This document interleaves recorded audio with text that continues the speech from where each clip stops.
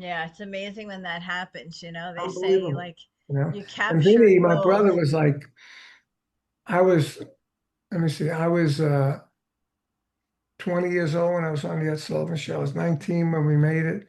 So Vinny was 11 years younger than me. So he was like 9. Oh wow. He's seen his brother on TV all the time. And that influenced him to, I want to do that. And then I left drum set home. And next thing I know, I go home one time, he's like 8, 9 years old, and he's playing drums. And we did an album together. And I wrote the song called Brothers in Drums, you know. And the famous words from my mother was, did he do this himself? How's he learn this? He goes, he's in there all day long driving me crazy like you did. So I used that in the song, you know. That's And so great. and then I said, well, he's got talent. Let's send him to my drum teacher. So by the time he's like 13 or 14, he'll be great. And that's what we did. We sent him for lessons.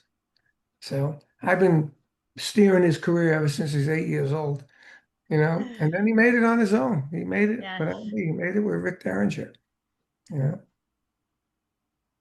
Yes. That's amazing. You and I had actually mentioned Rick Derringer before we started to record today. Yeah.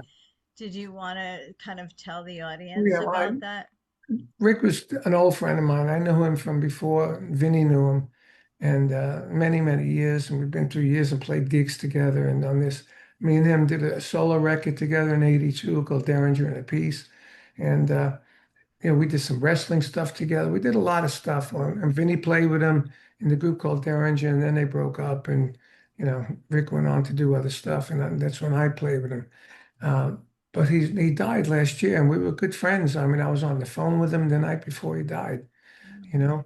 And I had done a recording with him in 2022. It was called The United States, and I played on it, and I loved the song. And it never was released or anything, you know.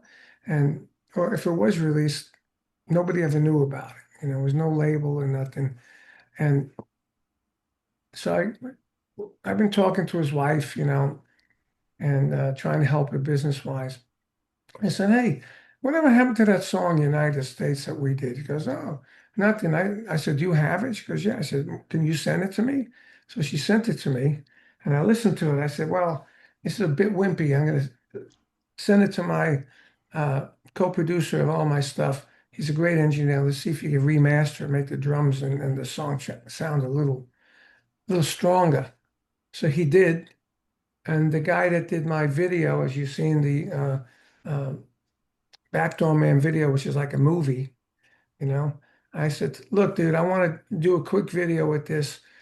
You think you can do a quick video with this with Rick? It's pro America, I mean, I'm pro America, and he said, yeah, I can do that. So he put the video together quick, you know, and little by little, we've been fixing it, It took about 2 days to do it.